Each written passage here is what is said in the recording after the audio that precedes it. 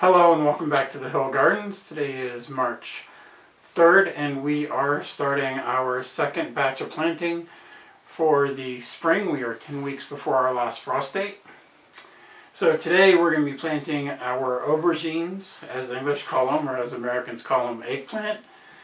And we're going to plant 6 of those, and then we're going to plant in cells like these.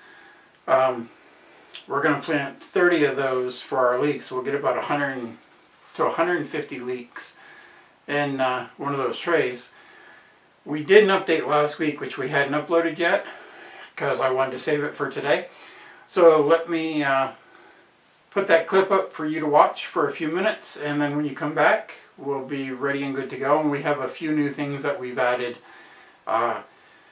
to our growing list for this spring, summer, and fall. And let me show you what we got, and we'll be right back. Hello and welcome back to the Hill Gardens. We showed you on our last update, we had some of our tomatoes that had already popped up. We are 9 days since we officially planted. We are now at 10 of our tomatoes have popped up. About 50 to 70 of our 110 onions have broken through the surface. They're still really kind of tiny. And we have one of our peppers, our Rhiza Macedonia peppers, has germinated. The other 17 we're still waiting on. Last time we talked about watering and showed you how small our tomatoes were. Well, this morning when I checked, our Brandywine pinks, which were the first ones to germinate, have almost reached the top of the pot. So we're going to take and we're going to snip out all the extras. We're going to look for the strongest one, and then we're going to add some soil into almost up to the leaves, so we can show you what to do when your tomatoes get tall enough. Now remember, we only put a half cup of soil in these pots, or a starting mix. So we want to show you now that they don't really have a lot of support in that pot to hold them as they grow bigger. So we're going to go ahead and bring the seed starting mix up a little bit. I've already got our seed starting mix wetted down, ready to go, and we're going to go ahead and show you on these 7 which ones we want to which ones we're going to keep, which ones we're going to snip, and then we're going to add the extra starting mix in. So come on over to our grow table and let's see what we have going. Okay, so here's our Brandywine pink tomato. As you can see, we have 4 stems in there. 2 in the center and 2 on the outsides. These are our little snips that we're going to use. When you do something like this, you don't need a big set of pruners. These little tiny snips for small jobs like this will be perfect. So get your set of little tiny snips. You can get these at Walmart or Lowe's, or these came from Gardener Supply. Got these for Christmas. My wife got them for me. Really love them. So what we're going to do is, you can see the 2 here in the center are really kind of sturdy, and these 2 outside ones are kind of leaning out. So I'm just going to take my snips down there and right at the soil level and give a little snip. We'll take that one out. And then the one on the side. And the reason we plant extra seeds is so that we can make sure that we get the strongest plant going. Now right now I've got 2 in there, and one is kind of standing straighter than the other, and this one's got some crooked leaves on it. Even though these leaves are bigger, it looks like this one right here might be the stronger one. So we're going to snip that other one out. Take that out. And then we're just left with one, right in the center. So like I said, I got my seed starting mix all ready to go. And we're going to come up just about an inch below those leaves. So let me pour just a little bit in here. And like I said, the reason we're doing this is so that we can add some support to the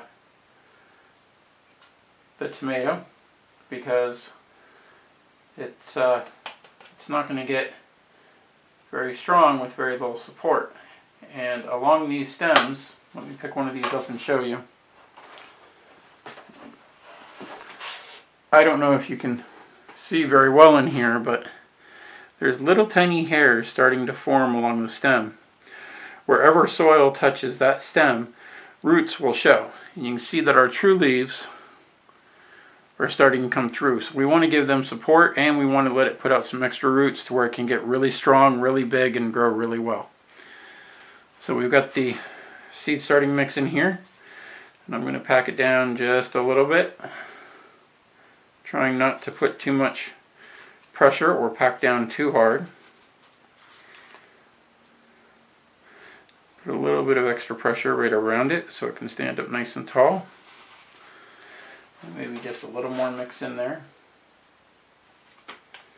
There, that should be enough. Now we don't have to water this because this seed starting mix is already damp. And I'm watering every 2 to 3 days.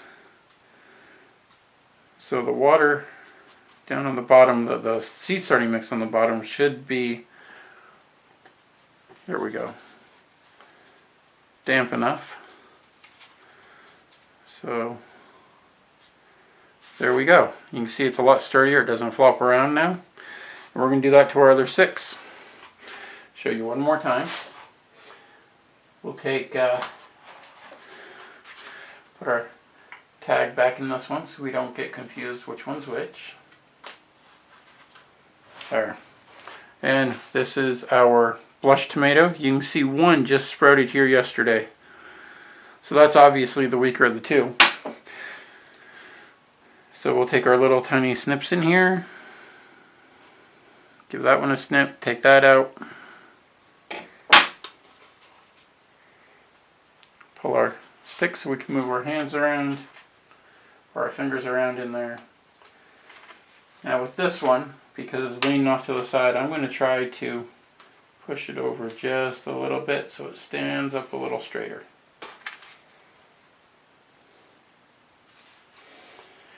Now if you remember, we put 2 seeds in every pot, and now we're keeping the best of those seeds, those sprouts. Just going to push over just a little bit. There we go. Not pack it down too tight.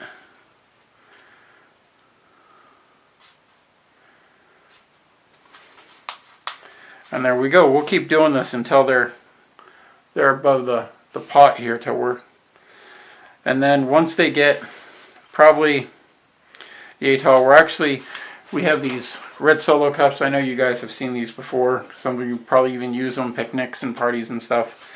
The top of that's the same height or the same width as this. So what we're going to do is we're actually, when these get much bigger and they can't stand up in here that much more, we're going to take and put a couple holes in the bottom of these just with an 1/8 inch drill bit, and we'll take away a little bit of the edge and we'll set them down in there, probably down to this band right in here, and we'll do the same thing until they get up, and then they should reside in there until they go out in the ground in May or June. So okay, so there we go. We've gotten all of our tomatoes, taken out the weak stems, left the strong ones, put soil up, or starting mix, sorry, up around them so that they can get big and strong. And we still have 4 tomatoes who haven't germinated yet. They they can take up to 14, 16 days. So if your tomatoes haven't sprouted yet, even on a heat mat, don't be discouraged. They will come up, hopefully.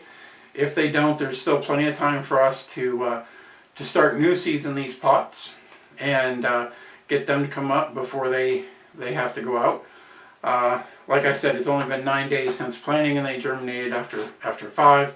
So it's only been 4 days after. So still plenty of time to grow. So give us a like, and we thank you for visiting the Hill Gardens. Share this video with your friends, and we hope you have a good day. Thank you. Okay, so we're back. Hope you enjoyed our little update, we do have another update to do with that as well. First, let me show you what we've got here. So let me bring you in closer. Okay, so here we are again. Glad I brought you in so you can see. What you're looking at here is a blueberry plant.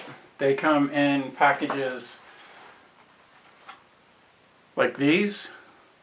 We have several fruits that we're growing this year that we added. Our blueberry plants we planted in these grow bags. These are the same things that we used to plant our bulbs in that we showed you this this winter. I'll post a link to that down below so you can see how we plant bulbs, since some of you can still get them planted in pots and put them outside so you can get that 3 months of stratification. Right here, the reason we planted this in a grow bag was because it came out of dormancy. And when they normally come in, they are bare roots like this. They're really dormant. But when they get into a warm environment, because they're normally stored in the cold, they come out of dormancy and you get new growth on them. Well, those bags don't have a whole lot of soil or a whole lot of moisture in them, and they will suck up everything that's in them really fast. So we had to get them to grow and keep them alive, because we are planting, we have one blueberry bush out there right now from last year, and we bought 2 new blueberries. This is one of them. And we planted both of them in these pots. These were old potting soil that was not good anymore. So once all these little stems started to go green, you can see there's still a little bit of brown on here. We had to plant them, so we took out potting soil. We mixed in some of our composted cow manure with cocoa coir for drainage. And what cocoa coir is the hull off the coconut that they grind up and put into a fine powder. And then we added in some of our seed starting mix, because peat moss is slightly acidic. And blueberries like an acidity between 6.2 to 6.8. So we had to add in some peat moss to take care of that, and our seed starting mix is 50% peat moss. And then we added in, we went ahead and we mixed that all up, and we got all the big stuff out of it. As you can tell, it's really rich. We watered it down.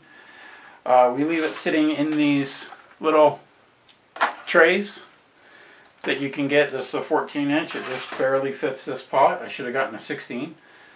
And we planted it, and we've had a lot of new growth, especially down here, show up. So our blueberries are growing nicely. So that's one of the new things we added. And let me put this down below.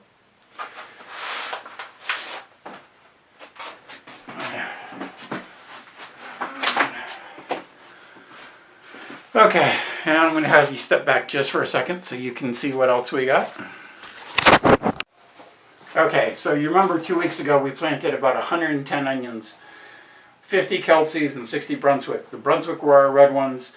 The Keltsies were our, some people call them white, I call them yellow, because the skins on them when they dry, they turn this yellowish brown. So we went to Lowe's, we picked these up. These are red onions, and what they actually do is they plant the seed for you, and they let them grow for probably 2 to 3 months, and then they pluck them out of the ground. They pull the tops off, and I'm going to open one of these up to give you a quick peek of what they look like. They come in these perforated bags. Leave them in perforated bags. Don't put them in Ziploc or they will rot. When you get them, I say about 5% of them are either going to be small and shriveled like this one is. This one's probably not going to be viable for us, but that doesn't mean we're not going to plant it. Or you're going to end up with some that might be moldy.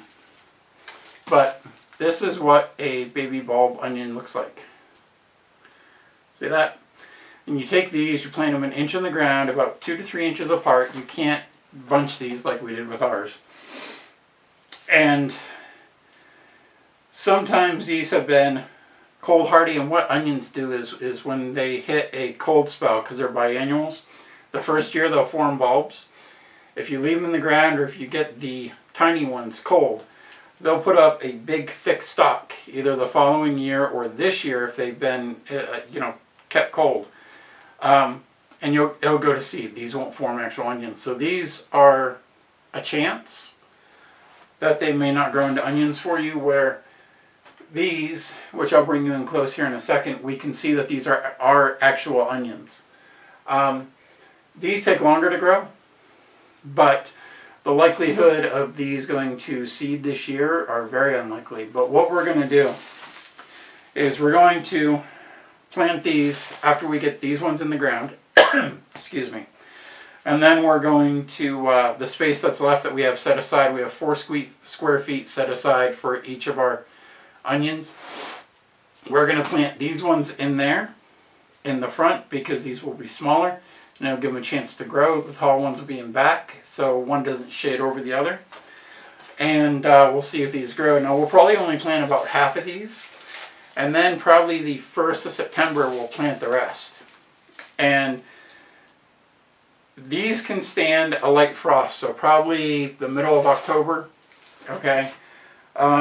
These could be available for picking if we planned them in, say, the middle of August to the latest, the first week of September.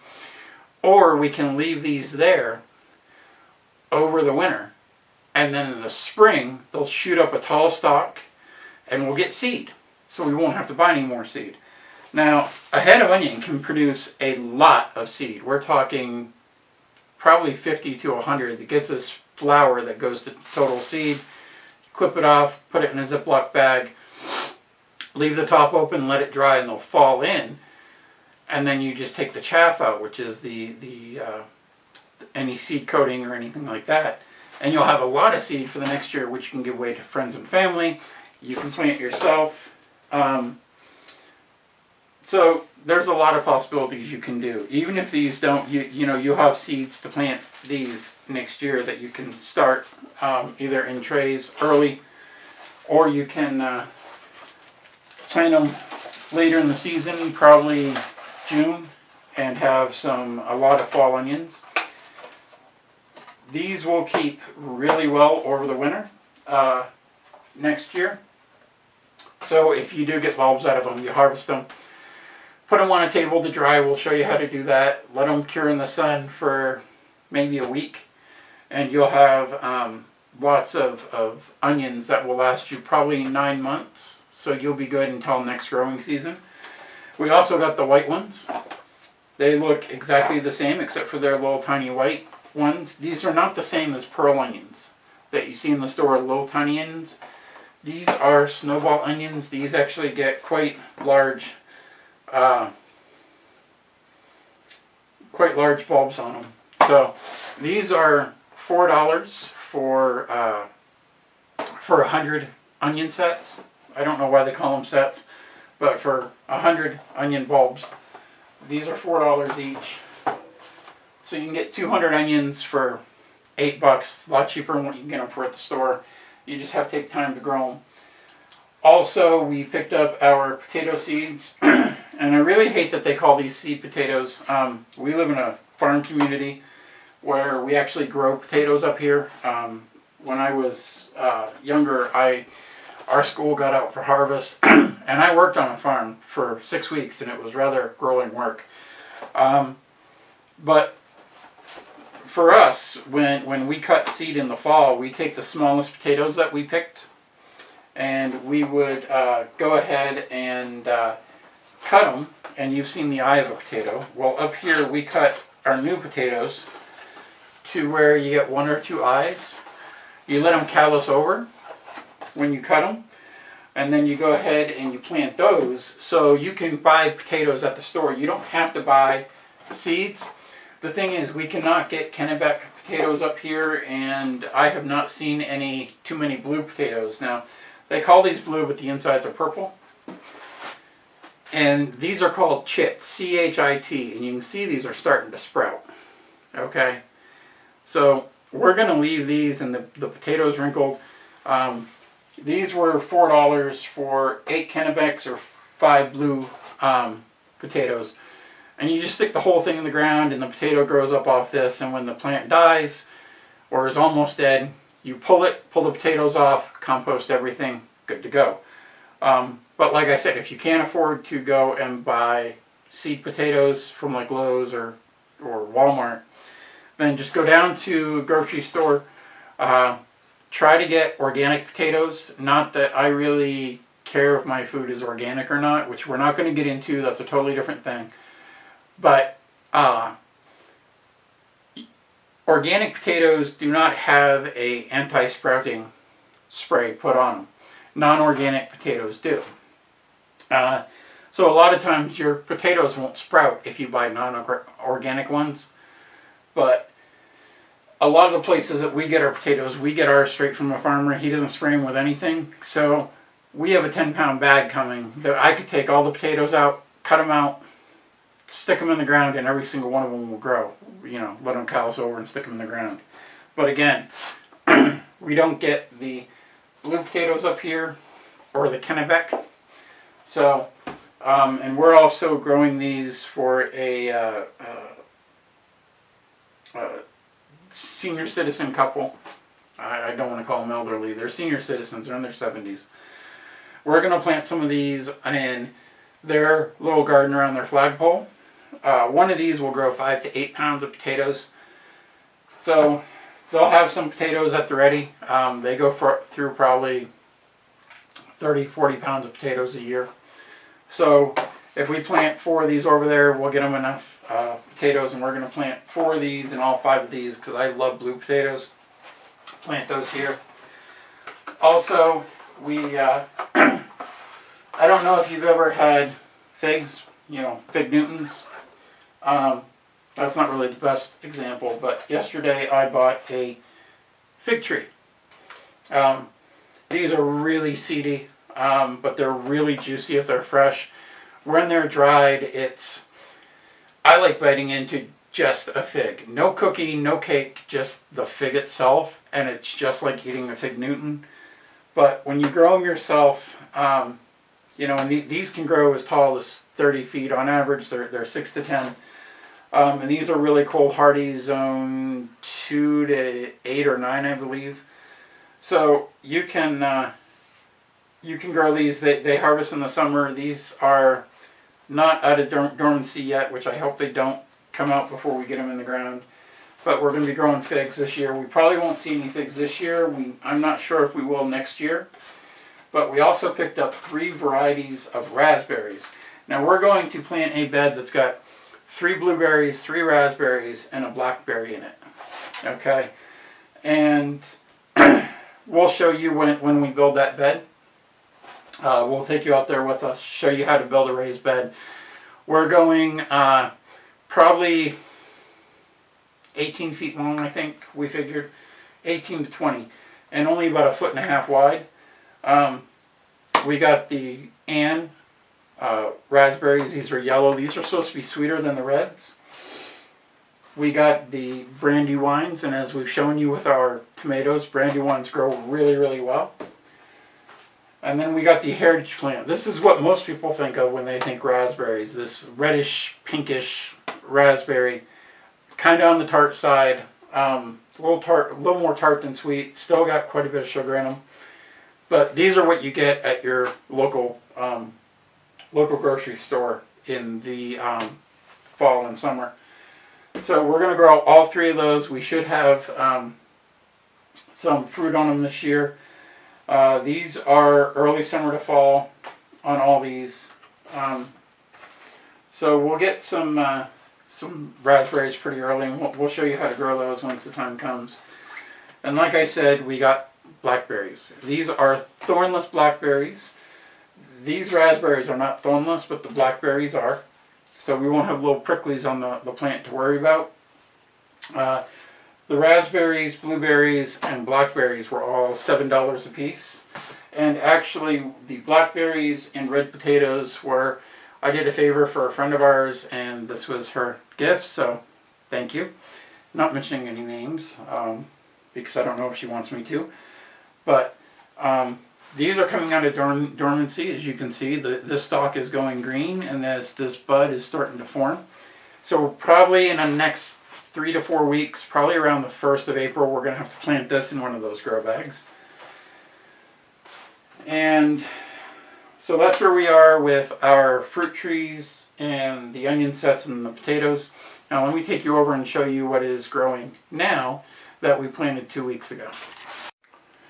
Okay, so these are the onions that we planted 2 weeks ago. And I'm going to turn this around a little bit so you can see. You see these little hooped over ones? These are actually how onions grow. They come up, and they come up as little bent over, almost like the eye of a needle.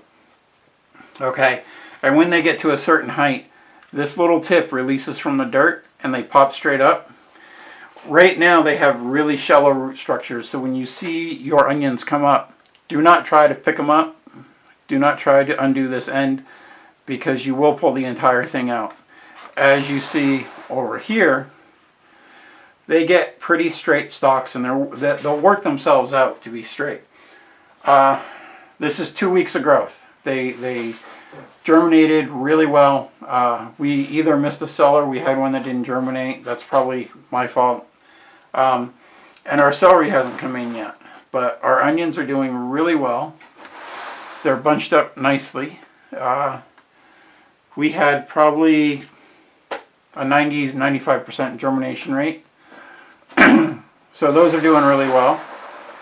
And then as you can see, our peppers here move this down a little bit more. Our peppers are coming in, and we've got 10 out of 18. So we've got a little over 50% that's grown so far. We got a little bit of everything that we planted. We have a few that haven't come up yet. We're still waiting on our purple Marconis, Carmens, our poblanos, but our jalapenos have come up, our banana peppers, our escamilos that we got from All-American Seed Selections from the contest we were in. So those are coming up really well. We've taken the heat mat out from underneath since they grew quite a bit. The stuff we're going to plant today, we're going to put on the heat mat. And the peppers that haven't germinated yet, we'll put on the heat mat. You don't want to keep them on the heat mat because you can fry your seedlings. And I really don't want to do that. If that's what I wanted, then, you know, I wasted my time, but that's not what I want. So let me pull the tomatoes, which are on the bottom rack, over and show you those. Okay, so here we are looking at our tomatoes that we planted 2 weeks ago. Some of these are coming in really well. These are the Arkansas Travelers. You can see that we've got our true leaves. These are our true leaves here. These are the seed.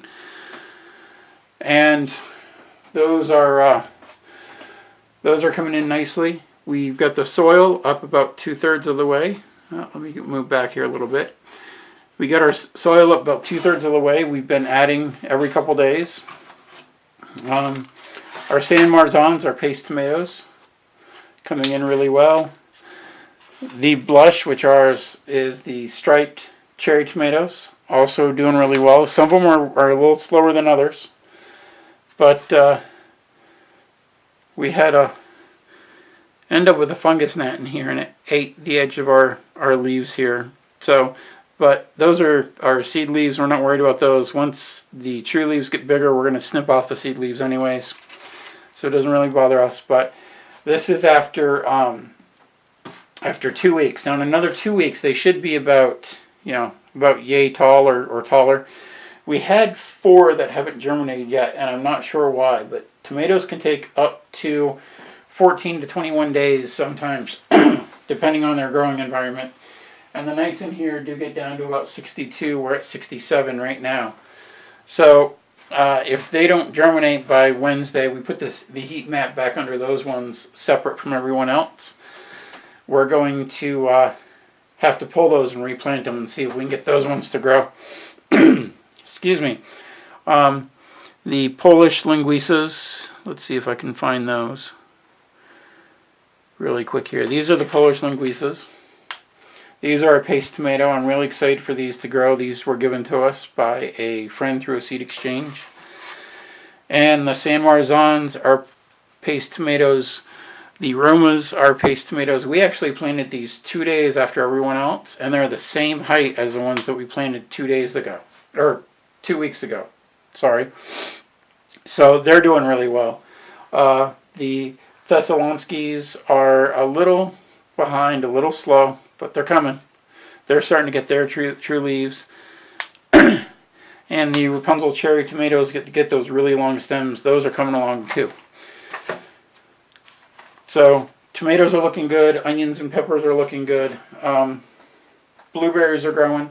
So let's take and get our seed starting mix wet. And we'll go ahead and plant our leeks and our aubergines. I'll be right back.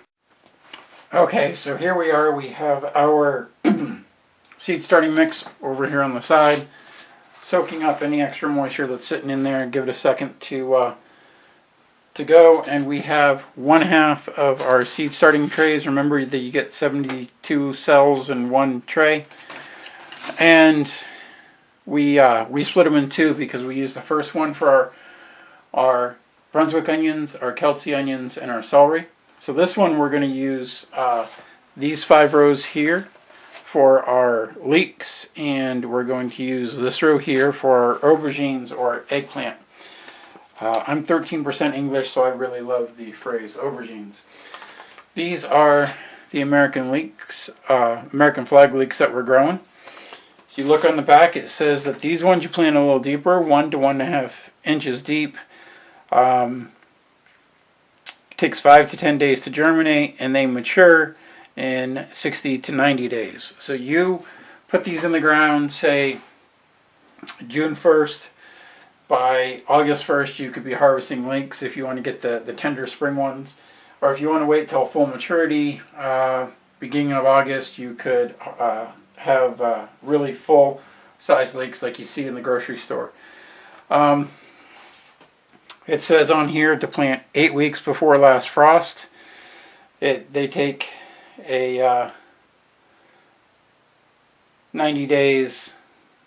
So we want to get a little extra time on ours. We're actually going to plant ours 10 weeks before, so we can get those 2 weeks of time in case they do take 10 days to germinate. These are the seeds. These are about the size of regular onion seeds. They're quite hardy. Leeks you can treat the same way as you do onions. You can leave them in the ground. They're biennials. They are part of the alum or onion family. They will germinate or seed the following spring, so you can have a lot more. That's probably 2 leeks worth, and that's 200, seeds. So off the 100 or so leeks, because we're going to put 3 per cell, somewhere around 3 or 4. We could easily get, if we left them all to go to seed, 1,000, 2,000 seeds or more next year. We're probably going to leave about 10 in the ground over winter to get those seeds next spring to share with friends and family. So let's go ahead and fill up our cells. Just take our measuring cup and scoop some of this in. You want a crumbly brownie texture or mixture. So we're going to put quite a bit of this on, and then we're just going to spread it out. Push it down in the cells. Remember, we've got to have about 1.5 inches for planting depth, so you don't want to fill them entirely to the top. This mix is really moist because I did find out that under these lights and with the heat mat, they dry out a little faster. So we're going to, we added just a little bit extra water in here just so we can have them germinate properly. Seeds need oxygen and moisture to germinate, so you don't want them too wet. But because water replacing oxygen, they'll become anaerobic and they will die off. But you don't want to plant in mud either. So that's another reason why you don't want them too wet. So we'll go ahead and get all this pushed in, 5 rows worth. And actually, might as well fill all 36 cells, since 6 of them are going to go to eggplant. We're not going to put our stakes in yet until after we get our 5 rows planted. Try not to miss any this time around like we did with the onion, with our Brunswick onions. So I've got big fingers. I can only fit 1, maybe 2 fingers in a hole.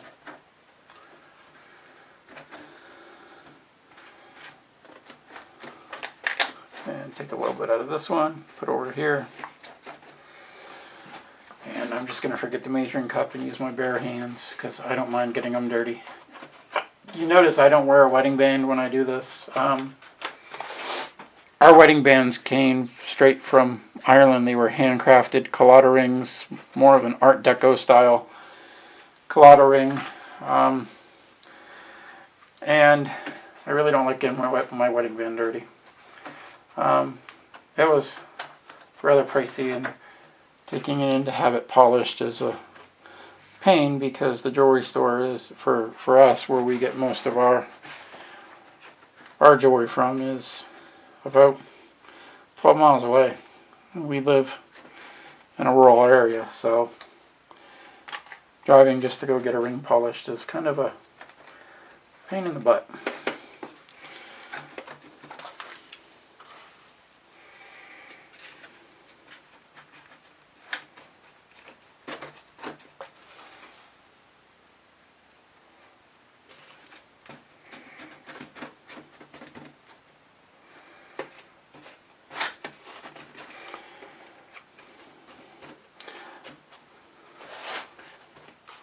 Okay,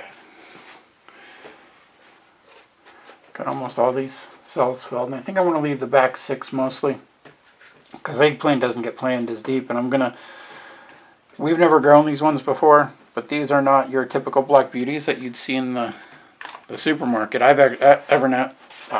Excuse me, I have never actually seen these sold up here, and that's one of the reasons we wanted to do them. We both love Asian food. Asian and Italian are closely related, as well as with French food, and I love ratatouille. So we wanted to grow an eggplant that we could get some nice ratatouille out of, and get those nice little rounds to do. So that's why we picked the variety of eggplant we did, but I'll show you that in a minute. I don't have a picture of them. I do have a picture on my phone, so that's what I'm going to use to show you. And since I'm not planting all 200 right now, I went and just put a little bit in my hand, about half the package, because that's probably all I'm going to plant. You can bunch these up. They are not bunching onions, but you can treat them like bunching onions.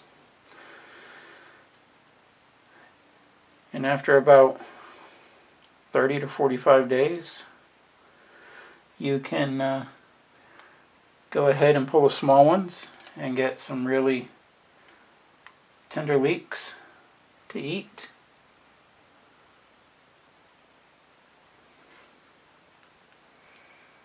Or you can let them go full maturity for the 3 months and get the ones that are perfect for making onion rings out of. You just slice them crossways like you would an onion. And I'm not going to put these ones back in the packet. They're a little damp, so I'll just sprinkle them over everywhere here. Take a peek, make sure everyone's got some in it. Another 4 or 5 here. So maybe I'll get more than 100, maybe less. Trust me, I've only bought like 10 leeks this year. This is going to be more than enough, and it'll last me all year. Okay, take the mixture, cover everything over, pack it down a little bit, but not too tight. You want the leeks to be able to grow up through.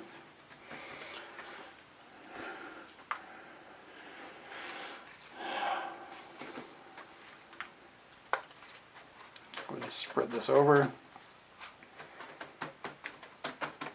pack it down in. I'll put my tags off to the side here. I'll get those in just a second after I get all these covered.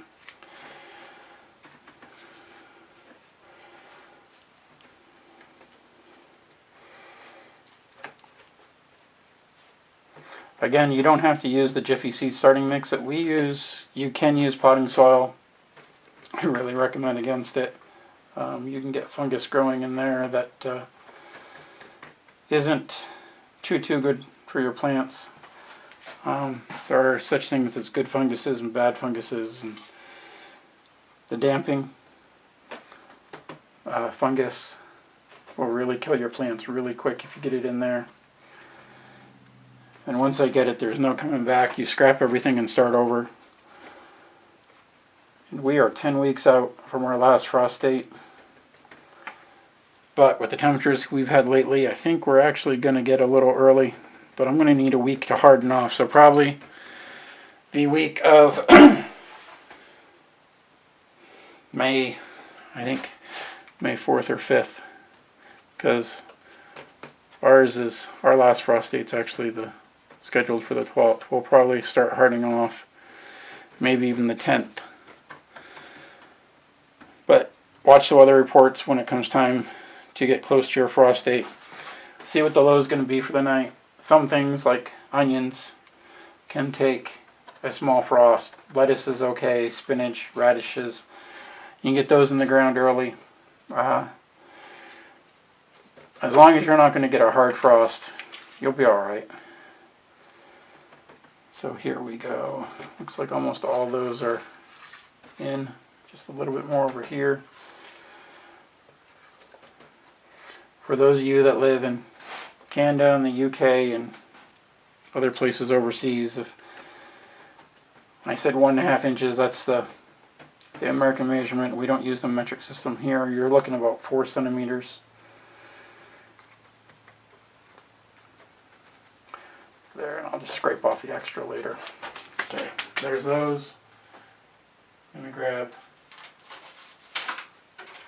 2 of our tags for our leeks. We're going to put one facing this way and one facing this way. Get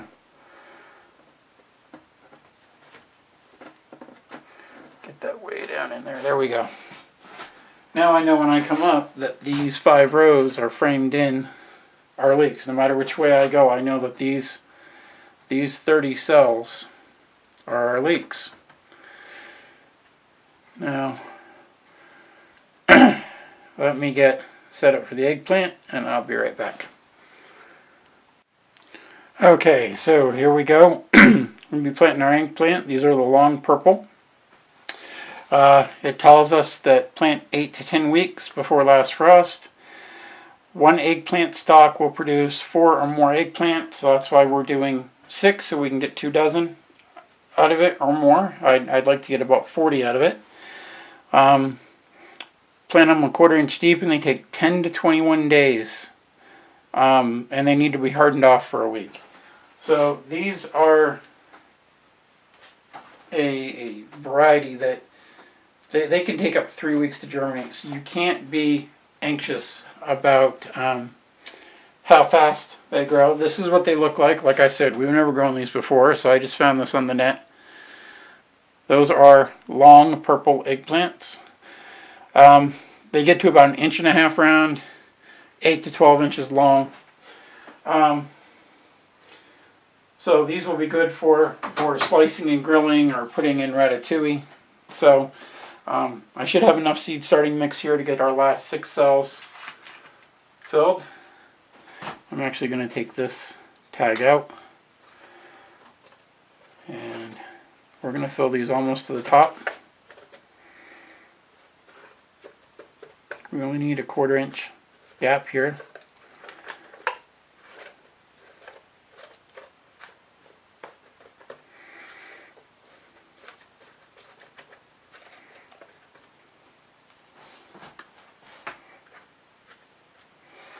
Get these 6 cells filled up. Remember, you want to pack it down a little because the roots are going to need support once they get growing. And these cells are supposed to send your roots straight down without getting them root bound, which is all tied up and struggling where you gotta try to free them. We're going to plant probably 2 in each cell. And we're going to do like we did with the tomatoes. Once they get up there in size, we're going to clip off the extra one and let the other one grow on its own. You don't want to pull them because you can get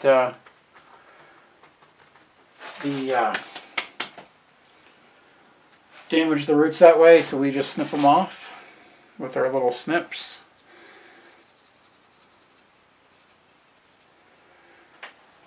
So I got my seeds in my hand here. They actually look kind of like tomato seeds. And I'm just using my knife to pull them out so I can get 2. Or I only need 12. I don't want to get the whole pack of 35 wet, so I don't want to use my fingertips. See if I can do this without impaling myself. I am kind of a klutz at times, so I'm going to slice myself once or twice, doing stupid stuff.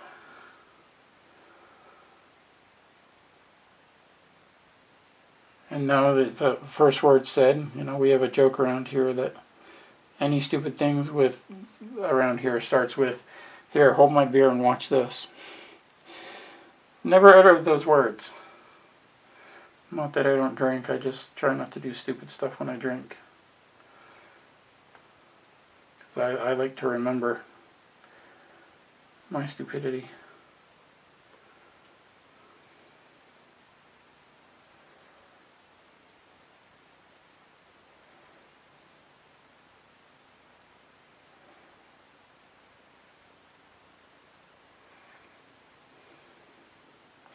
And one last seed, so we can have 2 per cell. Actually, I think I got 3 or 4 in that one. That's okay. I plan on keeping the rest of these seeds till next year, and I may harvest some out of the actual eggplants, let them go full maturity. Harvest seeds to give away to people next year as part of the seed exchange. So there we go. I'll put my my tags in here in a second once I get these seeds covered.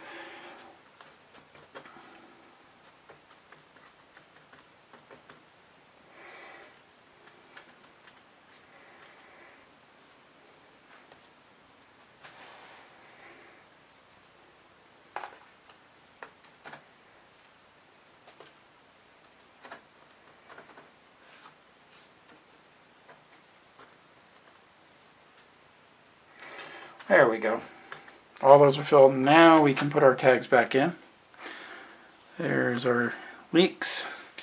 And now we're going to put one here on each one facing each other, so that we know this one here, that this entire row is our long purple eggplant.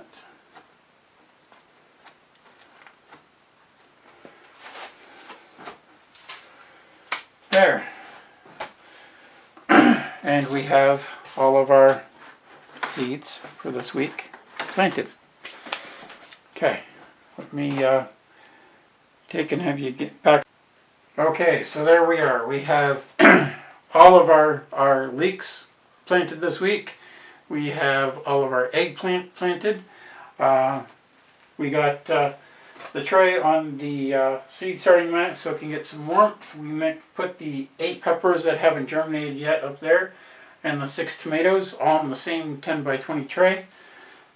So we can give those a chance to get going. The peppers, we have one Carmen that we can see. It's an Italian sweet pepper that's poking its head up, getting ready to pop through. That'll probably be up tonight.